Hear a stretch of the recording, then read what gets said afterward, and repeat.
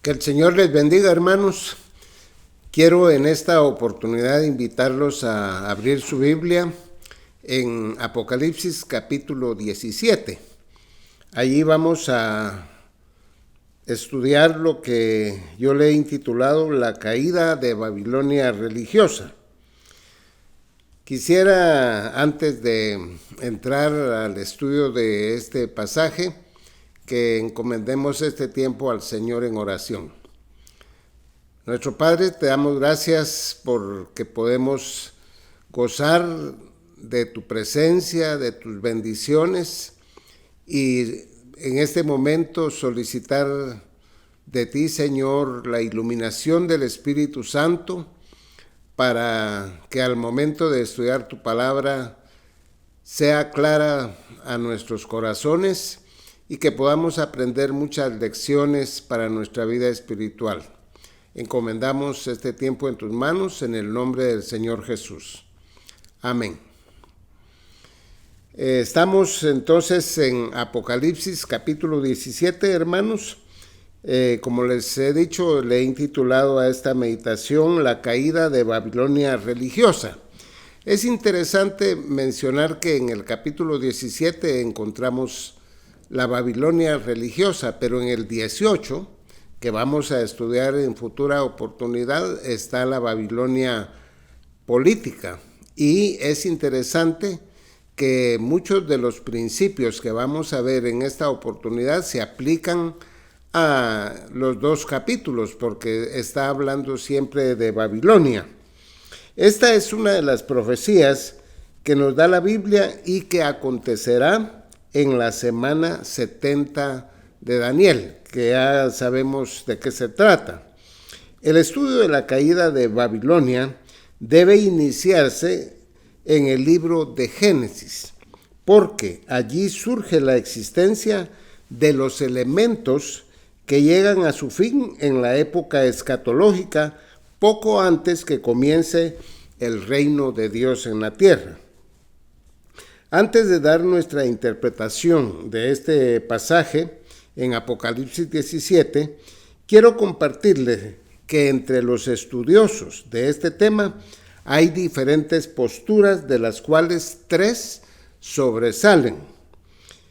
En primer lugar, hay premilenialistas dispensacionalistas que creemos que Babilonia en Apocalipsis 17 y 18 está hablando de un sistema religioso, político y económico que no honra a Dios. Eso es lo que creemos nosotros. Pero también hay premilenialistas dispensacionalistas que con ellos compartimos muchas de nuestras enseñanzas, que creen que estos capítulos hablan de una Babilonia nacional restaurada en Irak, que se levantará de las ruinas en los días de la semana 70. Nosotros no compartimos esto, aunque respetamos esa opinión. Y también hay muchos amilenialistas que siempre han considerado que estos capítulos hablan de la Iglesia Católica Romana. Nosotros no vemos así este pasaje. No aceptamos tampoco el amilenialismo. Y por supuesto, cuando estudiemos el tema del milenio, vamos a entrar a ver detalladamente por qué no aceptamos el amilenialismo. Veamos en el libro de Génesis cómo se originó la filosofía o el pensamiento que dio origen al sistema babilónico, que por supuesto viene de Satanás. En primer lugar, quiero llamar la atención al hecho de que el capítulo 17 de Apocalipsis habla de la Babilonia religiosa y Apocalipsis 18 habla de la Babilonia política y económica. En ambos casos, la Biblia compara a Babilonia con una mujer y más claramente con una prostituta.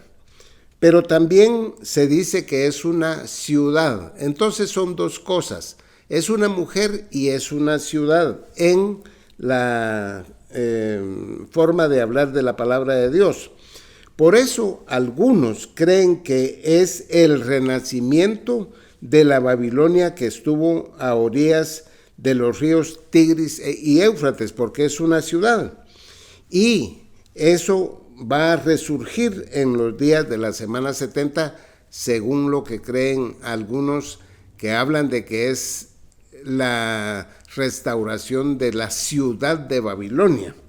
Nosotros creemos que Babilonia, aparte de la que existió en la antigüedad desde los días de Nimrod y que llegó a ser un imperio en los días de Nabucodonosor, lo cual por supuesto fue histórico, fue real, ocurrió en el mundo. Y esto que vemos en Apocalipsis 17 y 18 es un sistema malvado que no honra a Dios y que se ha diseminado por todo el planeta y ha existido durante toda la historia humana, no solo en los tiempos de Apocalipsis. Desde que empezó a existir esto, en toda la historia ha existido el sistema que no honra a Dios y que tiene sus raíces en la Babilonia que fundó Nimrod. Y por supuesto, desde que Adán cayó en el pecado existe esto. En Apocalipsis 17, 18 dice: y la mujer que has visto es la gran ciudad que reina sobre los reyes de la tierra. Entonces notemos que es una mujer y es una ciudad. Muchos estudiosos de la Biblia, para hallar el origen de Babilonia, comienzan en el capítulo 10 de Génesis, donde se habla de Babel y de Nimrod, lo cual es correcto. Allí se organizó lo que es mucho de la Babilonia que corre a través de todos los años de la historia. Pero al examinar el capítulo 4 de Génesis, nosotros vemos ahí ya la semilla del deseo de los incrédulos que ha dado origen a lo que fue posteriormente Babilonia. Por eso estudiamos ese capítulo también. Lo que ocurrió en los albores de la humanidad ya caída en el pecado fue el asesinato de Abel a manos de Caín, que como dice el apóstol Juan en su primera carta, capítulo 3, versículo 12, que Caín era del maligno y mató a su hermano. Por esa razón Dios lo condenó a ser errante en la tierra. Eso lo puede ver usted en Génesis 4, versículo 12. A lo cual Caín contestó en el versículo 13: grande es mi castigo para ser soportado. Y con ese pensamiento Caín viajó a tierra de Nod, al oriente del Edén, y allí, en lugar de ser errante, como Dios había dicho, fundó la primera ciudad, y eso lo hizo con una hermana suya que compartía su manera de pensar, y tanto al primer hijo como a la ciudad, Caín le dio el nombre de Enoc. Es muy importante todo esto, hermanos. Este nombre, Enoc, significa inauguración. ¿Qué era lo que estaba inaugurando Caín? Estaba inaugurando la primera civilización humana. No es mala la civilización, porque ese es hasta mandato del Señor. Él dijo que llenáramos la tierra a Adán y a Eva y que sojuzgaran la tierra, o sea, estaba dando las bases de la civilización. Pero lo importante en este caso de Caín se ve en el versículo 17 al 24 de Génesis 4, que fue una civilización de gente malvada. Quizás algunos al estudiar esto quisieran saber mucho de lo que pasó allí, pero debemos limitarnos a lo que la Biblia revela. Caín, en lugar de arrepentirse de lo que hizo con Abel y de aceptar el castigo de Dios, quiso fundar un paraíso sin Dios. Esto es muy importante, porque ese es el concepto que después se establece en Babilonia y que se llega hasta la caída de la Babilonia política, como vamos a estudiar. Dios les había echado del paraíso a Adán y a su prole, pero Caín fundaba un paraíso donde Dios no fuera tomado en cuenta. Como les repito, un paraíso sin Dios. Por eso la civilización cainita estaba llena de hombres y mujeres malvados. En el versículo 19, siempre capítulo 4 de Génesis, se ve a Lamec, tataranieto de Caín. Es el primer polígamo que se menciona en la Biblia. Sus mujeres estaban dedicadas solo a la sensualidad. Los versículos 20 al 22 también revelan en los nombres de los 3 hijos de Caín que había músicos, los cuales hacían ya arte en aquel tiempo. Había comercio y había industria. Era una civilización. Todo ello buscando vivir cómodamente y con todos los placeres, pero sin rendirle cuentas a Dios. En una palabra, en rebeldía. Génesis 4:25 y todo el capítulo 5 muestran también, por otro lado, que por la gracia de Dios también hubo otros descendientes de Adán que invocaron el nombre de Dios, es decir, gente que buscaba a Dios, pero aparte de la civilización cainita. Pero aunque la civilización cainita fue destruida por Dios con el diluvio, el principio de la rebeldía siguió y reapareció en la construcción de la Torre de Babel. El sistema ha existido toda la historia humana y caerá hasta la segunda venida de Cristo, es decir, ese sistema babilónico. Al pensar en el nombre Babilonia, debemos ver que este término en la Biblia tiene importancia como un lugar geográfico, también en sentido espiritual y en la profecía. La palabra Babilonia procede del hebreo Babel. Noten que la palabra Babel está formada por Bab y El, que significa puerta de Dios, y está relacionada con la palabra Balal, que es una forma verbal y quiere decir confundir. La ciudad de Babel se construyó en la tierra de Sinar. Génesis 10:10 muestra eso. En esta ciudad comenzó el reino de Nimrod, que según Génesis 10:8 llegó a ser el primer poderoso de la tierra, el primer prepotente de la tierra. Es importante decir esta forma, la palabra poderoso. Este se dedicó a edificar ciudades. La Biblia dice que fue vigoroso cazador delante de Jehová en Génesis 10:9. La palabra delante que aparece ahí se puede traducir contra Jehová, y el hecho de que fuera cazador, como dice ahí, significa que era perseguidor contra los creyentes en Jehová. A veces uno no capta eso al leer sencillamente el texto, como ocurrió con Saulo de Tarso, a quien Jesús también le preguntó: Saulo, ¿por qué me persigues? En Hechos 9, versículo 4 y 5. Esta palabra perseguir es la palabra dioco, que significa perseguir como un cazador persigue a su presa. Y lo que estaba haciendo Saulo de Tarso era perseguir a la iglesia, y eso era perseguir a Cristo. También Nimrod era cazador, perseguía a los creyentes en Jehová en la época que él vivió.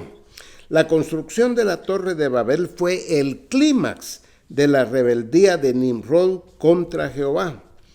Babilonia representa la rebeldía contra Jehová, y es interesante notar que en el libro de Isaías, capítulo 14, se habla contra el rey de Babilonia. Esto es muy importante conectarlo. Isaías 14:4, es decir, contra el rey humano de Babilonia se habla ahí. Pero al llegar al versículo 12, en Isaías 14, las palabras se dirigen a Satanás, como el originador de toda la rebelión contra Dios. Lo que ocurrió en Babel y todo lo babilónico es el punto de arranque de la distorsión que todas las religiones tienen en el mundo, la distorsión del concepto que deberíamos tener del Dios verdadero. Las religiones creen en Dios, pero de una forma distorsionada. Y todo esto incitado por Satanás, el primer rebelde contra Dios. Veamos en primer lugar, hermanos, ya entrando a Apocalipsis 17, la descripción de la Babilonia religiosa. Eso nos aparece en los primeros 7 versículos del capítulo 17. Les leo los primeros 2 versículos. Vino entonces uno de los 7 ángeles que tenían las 7 copas y habló conmigo diciéndome, ven acá y te mostraré la sentencia contra la gran ramera, la que está sentada sobre muchas aguas. Versículo 2, con la cual han fornicado los reyes de la tierra, y los moradores de la tierra se han embriagado con el vino de su fornicación. Como ya hemos dicho, hermanos, esta mujer representa el sistema religioso que no honra a Dios. Cuando veamos la Babilonia política, también es el sistema político que no honra a Dios. Por eso está representada por una prostituta. En contraste, la iglesia verdadera es la esposa del Cordero fiel al Señor. Apocalipsis 19, 7 y 8 muestra a la iglesia así. Ahora, esta gran ramera es toda la religión falsa que se originó especialmente en Babel, en la época de Nimrod. Incluye a todas las religiones que los hombres han practicado a través de la historia. Y aquí en Apocalipsis 17 se ve que será destruida a la mitad de la semana 70. Esto ocurre en este tiempo e incluye como parte de esta mujer a la iglesia apóstata. Fíjense bien, porque no es solo la iglesia apóstata, son todas las religiones falsas, pero incluye a la iglesia apóstata junto con todas las religiones mundiales. Por eso, al llegar al versículo 5 se le da un nombre que apoya lo que estamos diciendo. Versículo 5 dice, y en su frente tiene un nombre escrito, Babilonia la Grande, la madre de las rameras y de las abominaciones de la tierra. Se ve a la mujer, pero se menciona a sus hijas, que son iguales a ella. Es la religión falsa que ha dado origen a muchas religiones falsas y a la idolatría. Las abominaciones son todas las mentiras y prácticas malvadas, inmundas y crueles de la religión falsa. En la Biblia se le llama abominación especialmente a la idolatría. En el versículo 1 se le llama ramera. La palabra griega es pornes, que significa prostitución, idolatría, fornicar, mujer mala. El texto dice que los reyes de la tierra han fornicado con ella porque los líderes que gobiernan y los habitantes de la tierra han sido seducidos por ella. Obviamente, estas son acciones simbólicas, aunque algunas de las religiones de estas se llega aún a la fornicación física como práctica religiosa. Lo que enseña este texto es que las religiones falsas entran en contubernio con los poderes políticos y especialmente al final de los tiempos, es decir, en la gran tribulación, como se ve en el versículo 3. En el versículo 1 todavía dice que la gran ramera está sentada sobre muchas aguas. Esta expresión se entiende fácilmente al leer el versículo 15. Lo leo. Me dijo también, las aguas que has visto donde la ramera se sienta son pueblos, muchedumbres, naciones y lenguas. Esas son las aguas. La religión falsa entonces tiene control o se sienta sobre mucha gente. Viendo estos versículos, debemos reflexionar en el hecho de que Babilonia es un sistema que engaña a multitudes. Hay grupos religiosos que se jactan de las grandes cantidades que forman sus congregaciones y aseguran que eso es señal de que son la verdadera iglesia. Pero aquí vemos que grandes muchedumbres andan en el error. Y por supuesto, al estudiar la Biblia, nos damos cuenta que la verdad no es seguida por mucha gente. Por eso Jesús habló del camino ancho y del camino estrecho. Y dijo que los que van en el camino estrecho que lleva a la vida son pocos, mientras que los que van en el camino ancho son muchos y van a la perdición. Si alguien quiere ir en el camino correcto, debe recibir por la fe al Señor Jesucristo en su corazón, amarle, obedecerle y servirle, y conocerle exclusivamente a través de la palabra escrita, es decir, de la Biblia, y dependiendo de la iluminación del Espíritu Santo. En Juan 17:17 Jesús oró al Padre y dijo: santifícalos en tu verdad, tu palabra es verdad, y no hay otra verdad. Así que en medio de tanta confusión, debemos aferrarnos a la Biblia para conocer a Cristo, quien es la verdad. En los versículos 3 al 7 de Apocalipsis 17, el ángel sigue describiéndole a Juan a esta ramera. Versículo 3: y me llevó en el espíritu al desierto, y vi a una mujer sentada sobre una bestia escarlata, llena de nombres de blasfemia, que tenía 7 cabezas y 10 cuernos. Lo que Juan ve aquí ocurrirá en la semana 70, cuando ya se haya manifestado el anticristo y el imperio romano restaurado en su forma final. Podemos realmente hablar de esto porque, como hemos afirmado, la religión falsa existe desde el comienzo de la historia humana y se desarrolló con mucho poder a partir de Babel en tiempos de Nimrod.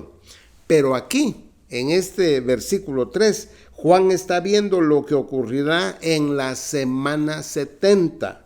La religión falsa todavía va a dominar a la política en la primera mitad de la semana 70. Por eso se ve a la ramera sentada sobre la bestia escarlata. Va como un jinete sobre el caballo, dirigiendo y controlando hasta cierto punto al anticristo que estará al frente de Roma en ese tiempo. Esto lo va a permitir el anticristo porque convendrá a sus intereses, pero después se volverá contra la religión. El versículo 3 nos ayuda a identificar al anticristo y a darnos cuenta de lo que acabamos de afirmar. La bestia llena de nombres de blasfemia tenía 7 cabezas y 10 cuernos. Eso nos hace recordar lo que dice Apocalipsis 13:1, hablando de la bestia que sale del mar. Noten todos esos detalles, hermanos. Sale del mar, que identifica al anticristo y que recibe el poder sobre Roma restaurada, y que su dominio se describe en Apocalipsis 13, versículo 1 al 10. Los 10 cuernos identifican a la Roma de los días de la semana 70, y ya hemos estudiado esto en Daniel capítulo 7, versículo 20 al 25. Si repasamos la lectura de estos versículos, veremos que hablan de la cuarta bestia, o sea, Roma, que tiene 10 cuernos, o sea, 10 reyes, y que de entre ellos sale el cuerno pequeño, que es el anticristo. O sea, que el anticristo va a salir de la cuarta bestia, que es Roma. El versículo 4 describe el lujo y la pompa de la religión falsa que ha tenido desde sus albores en Babel, y que no lo perderá todo ese lujo y toda esa riqueza, sino hasta la mitad de la semana 70. Allí va a perder todos esos lujos. Y es interesante, en los primeros 3 años y medio de la semana 70, todavía va la Babilonia con el lujo que siempre ha poseído. Va vestida de púrpura, o sea, con el lujo de un rey o una reina. Va vestida con joyas de oro, piedras preciosas y perlas. Esto es totalmente opuesto a la sencillez de la iglesia verdadera, la esposa de Cristo, que es Filadelfia, y coincide con la ramera, que es la iglesia apóstata, o sea, la Odisea, que se jacta de sus grandes riquezas. Esta mujer lleva en la mano también un cáliz, o sea, una copa, llena de las abominaciones y de la inmundicia de su fornicación, es decir, llena de idolatría, de falsedad, de filosofía humanista, de restos de todas las religiones que salieron de Babel. También ritos paganos, ritos de fertilidad, borrachera y pecado que le da de beber al mundo. La religión falsa se preocupa de riquezas materiales. La iglesia verdadera es una virgen pura, sencilla, que imita a Cristo, quien nos dio el ejemplo de ser manso y humilde de corazón. La religión falsa es ostentosa, arrogante, y lo que busca es el lujo. El verdadero cristiano lo que tiene es vida de Dios, ama a Dios, anda en la verdad y su vestido es la justicia de Cristo. El versículo 5 dice que esta mujer es un misterio, así dice este versículo, y da el misterio: Babilonia la grande, la madre de las rameras y de las abominaciones de la tierra. Ella es un sistema religioso que es madre de todas las religiones falsas que han existido en el mundo a lo largo de la historia y que se desviaron, se alejaron y rechazaron la revelación que Dios dio originalmente a Adán y a sus hijos. Desde su origen en Babel hicieron alarde de orgullo y rebeldía contra Dios, como se ve en la construcción de la Torre de Babel en Génesis 11. Al leer el versículo 6, siempre aquí en Apocalipsis 17, dice: vi a la mujer ebria de la sangre de los santos y de la sangre de los mártires de Jesús, y cuando la vi quedé asombrado con gran asombro, dice Juan. Esta mujer siempre ha perseguido a los que aman la verdad desde los días de Nimrod y a través de toda la historia. Juan menciona a los mártires de Jesús, o sea, a los testigos de Cristo que murieron por creer en él. Es interesante porque la palabra mártir a veces pensamos que solo se trata de sufrimiento y así fue, pero mártir quiere decir testigo. El mismo Juan estaba sufriendo el destierro por ser testigo del Señor. La religión falsa siempre ha perseguido a los verdaderos creyentes y se ha deleitado en verlos sufrir y ha derramado la sangre de ellos. En la semana 70 será la última persecución por la ramera y por el anticristo. Pero cuando uno repasa toda la historia, se ve que hay persecución desde que Caín mató a Abel, desde que Nimrod perseguía a los creyentes en Jehová. En la época israelita, muchos profetas fueron apedreados, fueron muertos por dar testimonio del Señor. En la época de la iglesia ha habido grandes persecuciones, ha habido muchos que han muerto por su fe en el Señor Jesús, pero en la semana 70 será la última persecución y es de la que se nos está hablando aquí. El versículo 7 habla del gran asombro de Juan al ver el cuadro de la gran ramera cabalgando sobre la bestia y la crueldad sobre los que han amado la verdad y la gran persecución que todavía se va a dar en la semana 70. El mismo versículo 7 indica que el ángel tiene encomendado por Dios revelarle a Juan el misterio de esta mujer y de la bestia. Estas dos cosas son las que se revelan del versículo 8 al versículo 18. Este es un pasaje, hermanos, que ha dividido a los intérpretes premilenialistas que también son dispensacionalistas, porque no están exactamente de acuerdo, aunque no son detalles que van a cambiar radicalmente las posiciones. El pasaje es difícil de entender. Unos dicen que no debe usarse la historia de Roma para interpretarlo. Otros pensamos que sí. Me incluyo entre los que pensamos que sí. Lo que sí es consistente con toda la escatología bíblica es que el anticristo, que juega un papel muy importante en este pasaje, saldrá del imperio romano restaurado. Y eso sí lo creemos todos los premilenialistas dispensacionalistas. Y esta verdad está anunciada desde el libro de Daniel, capítulo 2 y 7, que ya hemos estudiado.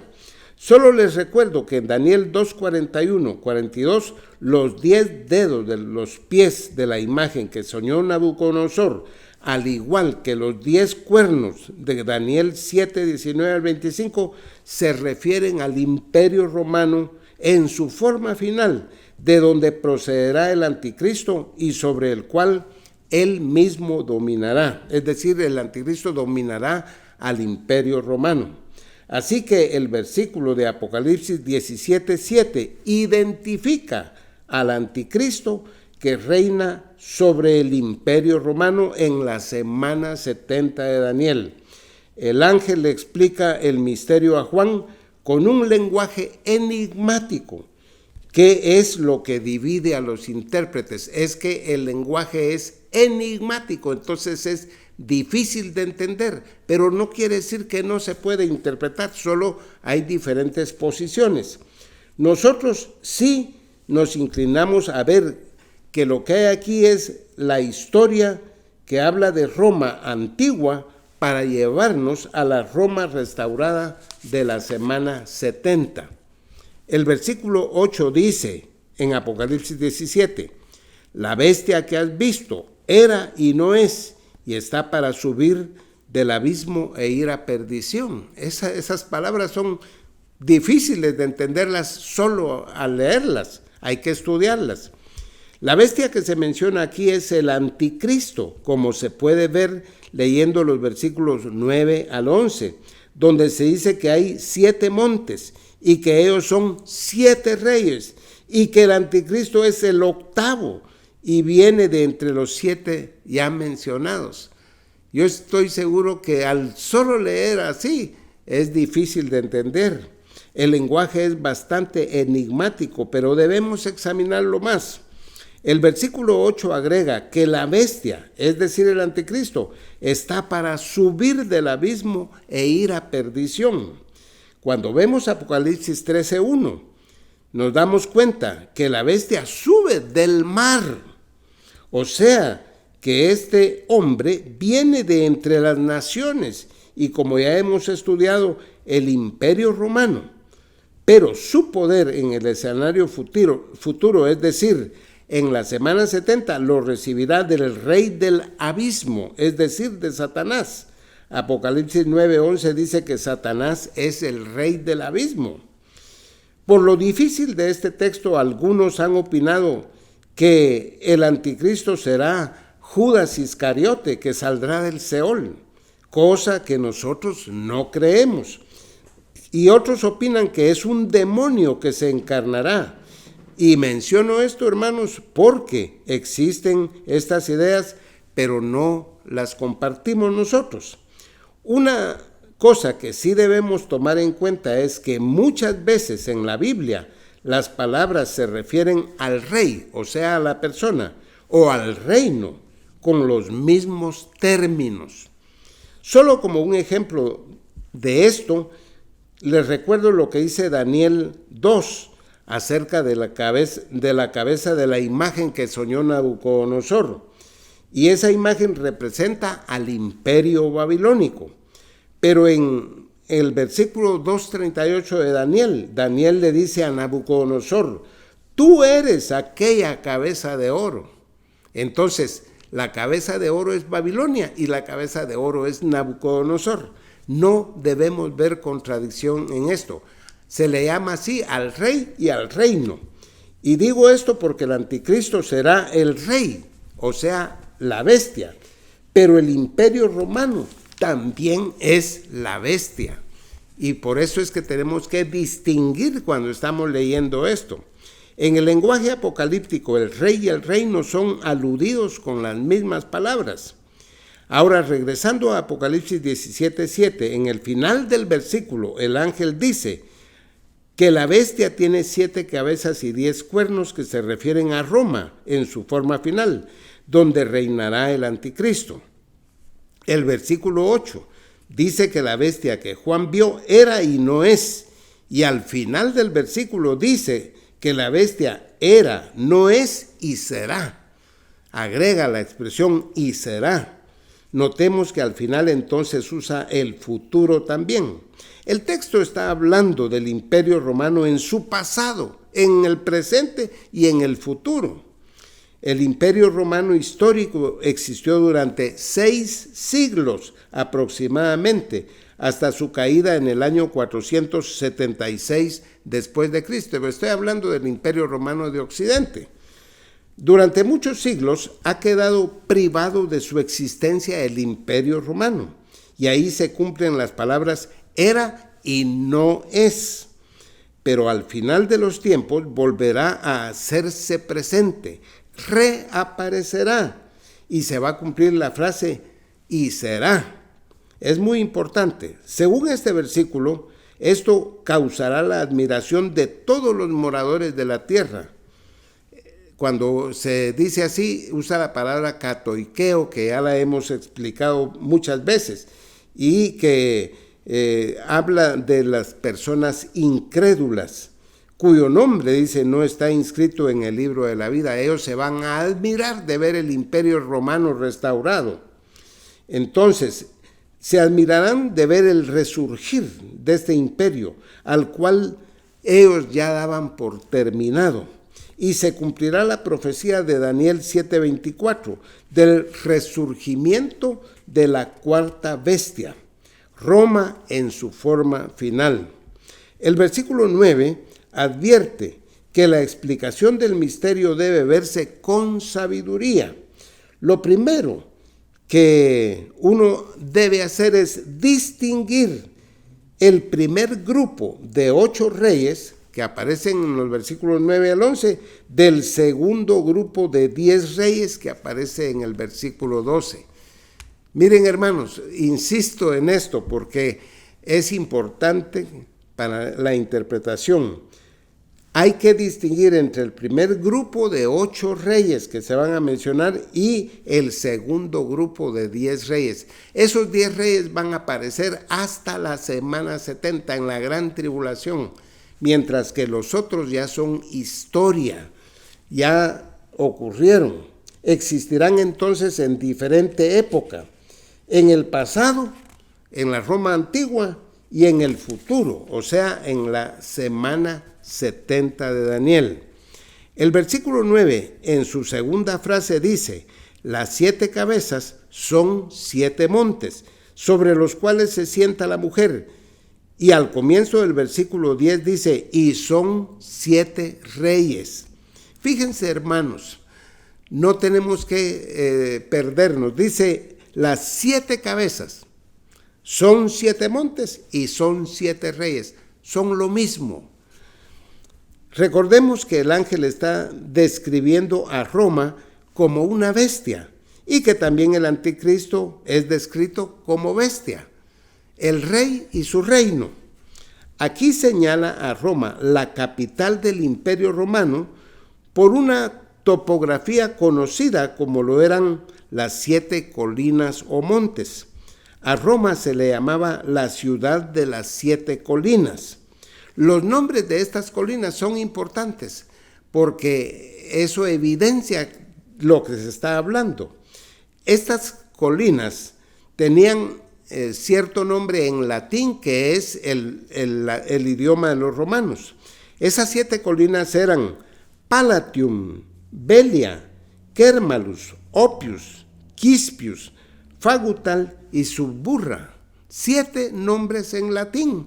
de las 7 colinas de Roma o los 7 montes de Roma. Y eso era lo que distinguía a aquella ciudad, sus 7 colinas. Cuando pasa al versículo 10, dice que esos son 7 reyes, que por supuesto son romanos. Lo que se quiere revelar es que quienes pondrán fin a la gran ramera van a ser los romanos encabezados por el anticristo. Ellos son los que van a acabar con la religión falsa. Y es interesante que Dios use a los mismos impíos para acabar con la religión impía. Todo esto controlado por el Señor.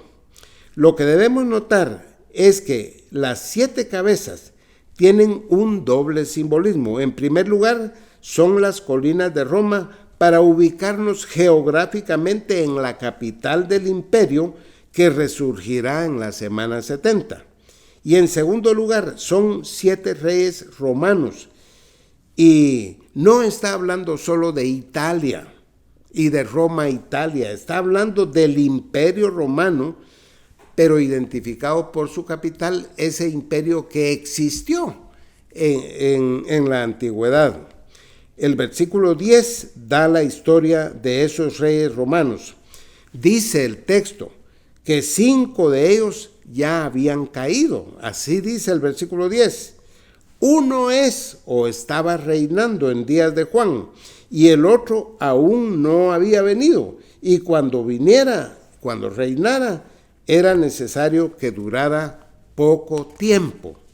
Así dice el texto en versículo 10. Al contar desde el primer emperador, que fue Augusto, esta historia comienza en el año 27 antes de Cristo hasta el 14 después de Cristo. Fíjense que aquí no se está hablando de los reyes que primero reinaron en Roma, sino está hablando de los emperadores. Porque cuando pensamos en la historia de Roma tenemos que recordar a Rómulo, Remo, a Tarquino el Antiguo, Tarquino el Soberbio, a todos esos reyes que existieron antes de que fuera un imperio, pero aquí está hablando del imperio romano, no de Roma en sus principios, como comenzó en la ciudad de Alba con Rómulo y Remo.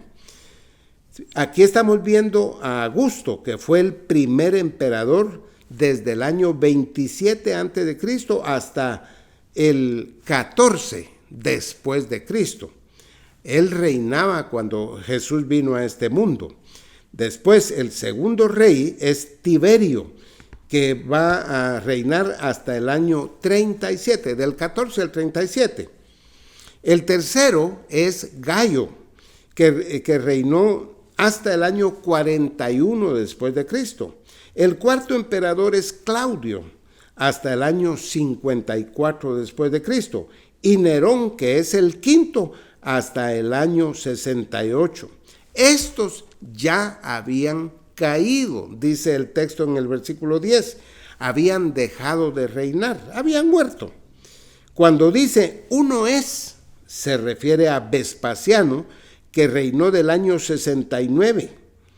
Y después habla de Tito, el sucesor de Vespasiano, que reinó solo 2 años y que el texto profetiza diciendo que duraría poco tiempo, tardó solo 2 años.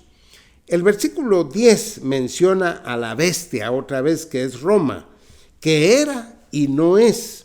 Es decir, la Roma antigua que dejó de ser en el año 476 y menciona una octava cabeza, un octavo rey, que es de entre los 7, dice aquí el texto. Y estos 7 que se acaban de mencionar, que son los emperadores romanos, de allí sale el octavo rey. Este octavo va a la perdición y alude al anticristo, que reinará sobre el imperio romano, que reaparecerá. Y es interesante que el anticristo será de entre estos reyes. En otras palabras, será rey del imperio romano restaurado. Esto es importantísimo, hermanos, para la interpretación de este enigmático pasaje de la Escritura. La bestia, o sea, el Imperio Romano, era en el pasado y no es, desapareció y será, porque reaparecerá en el futuro. El versículo 12 nos lleva hasta los días de la semana 70. Y los 10 cuernos que has visto son 10 reyes que aún no han recibido reino. Y aún en el día de hoy que les estoy hablando, no han recibido reino, porque ellos van a reinar después del rapto de la iglesia y van a reinar en Europa, en lo que fue el Imperio Romano en el pasado. Ahí se va a restaurar, pero van a ser 10 reyes los que va a haber, junto con el anticristo. Dice, y los 10 cuernos que has visto son 10 reyes que aún no han recibido reino, pero por una hora recibirán autoridad juntamente con la bestia. Esto es muy importante mencionarlo. Estos 10 reyes son los 10 cuernos de Daniel 7:24. Esos reinarán simultáneamente. No van a ser como los reyes del pasado, que fueron reinando uno por uno y al morir entraba otro. Pero estos 10 reyes de la semana 70 en Roma van a reinar al mismo tiempo, los 10. Y es interesante lo que vemos aquí. Serán 10 países de Europa y de lo que ocupó el Imperio Romano en el pasado, y reinarán junto con el anticristo. Aunque Daniel nos informa que de esos 3 serán derrocados por el anticristo. Su reino será breve, por lo que dice el texto aquí, que durará 1 hora. Eso no son 60 minutos, es un tiempo corto, pero reinarán juntamente con el anticristo. El versículo 13 revela que estarán de acuerdo con el anticristo y lo apoyarán. Versículo 13, estos tienen un mismo propósito y entregarán su poder y su autoridad a la bestia, es decir, al anticristo. El versículo 14 presenta brevemente un aspecto de la campaña de Armagedón, donde el Imperio Romano será destruido en su forma final por el Señor Jesucristo, porque estos 10 reyes y el anticristo se van a poner a pelear contra el Señor en su segunda venida. El versículo 15 ya lo hemos explicado, nos habla de la extensión e influencia de la religión falsa, porque dice que esta mujer está sentada sobre muchas aguas. El versículo 16 habla de lo que ocurrirá con el sistema babilónico de religión a la mitad de la semana 70. El Imperio Romano, representado por los 10 reyes y encabezado por el anticristo, aborrecerán a la ramera, en lugar de estar en contubernio con ella, como lo han estado en toda la historia y como estarán al comienzo de la semana 70, le quitarán todos sus bienes, sus privilegios, y terminarán con ella. El versículo 17 dice que ellos ejecutarán el designio de Dios de destruir a la religión falsa.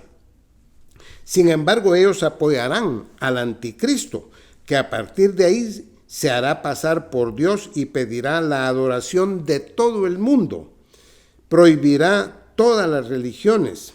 Segunda Tesalonicenses 2:4 dice que el anticristo se opone y se levanta contra todo lo que se llama Dios o es objeto de culto, tanto que se sienta en el templo de Dios como Dios, haciéndose pasar por Dios.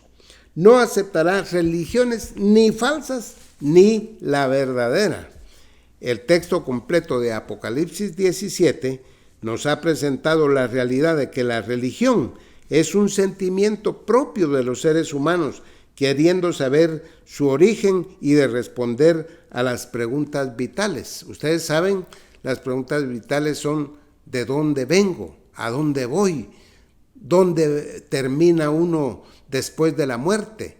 ¿Por qué estoy aquí? Todas esas preguntas se las hacen todos los seres humanos.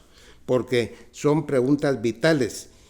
Pero todo eso ha sido distorsionado y pervertido por Satanás. Es interesante ver que la Babilonia política es la que se encargará de destruir a la Babilonia religiosa. El apoyo que el anticristo le dará a la Babilonia religiosa al comienzo de la semana 70 se convertirá a los 3 años y medio en desprecio y odio. La dejará convertida en un desierto. Y él y el imperio romano la vaciarán de sus riquezas, la dejarán desnuda, es decir, despojada de sus vestidos de púrpura y de sus joyas. Daniel 9:27 dice que a la mitad de la semana el anticristo mostrará sus verdaderas intenciones y hará a un lado las lisonjas para el pueblo judío y para la religión apóstata, pero solo caerá la religión falsa. También caerá el sistema político, pero no en este momento, sino hasta el final de la semana 70. 3 años después, también caerá la Babilonia política y económica, como vamos a estudiar en el capítulo 18. Ese sistema que por causa del pecado no honra a Dios. Y el anticristo tampoco logrará edificar otra torre de Babel en abierta rebeldía contra el Señor, porque él quiere edificar una torre religiosa, económica y política y reinar sobre ella, como pretendía Nimrod al comienzo de la historia. Y todo esto cumplirá el designio de Dios, cuya meta es traer el reino de bendición para los que se someten a la soberanía del único que debe recibir honra, gloria y adoración, que es nuestro Dios. Hermanos, les invito a que oremos. Padre, gracias te damos por tu palabra. Gracias, Señor, porque aunque hay tanta falsedad y que ha habido tanta falsedad a través de toda la historia, tu palabra es la verdad. Y tú has revelado tu persona, tus planes a los que te aman, a los que te buscan de todo corazón. Gracias, Señor, porque lo has hecho en tu divina misericordia para nosotros.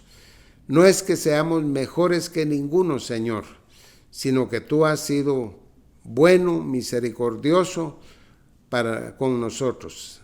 Gracias te damos, Señor, porque en la Biblia tenemos la verdad y es a lo que nosotros debemos acercarnos y buscar dependiendo de la iluminación y de la conducción de tu Espíritu Santo.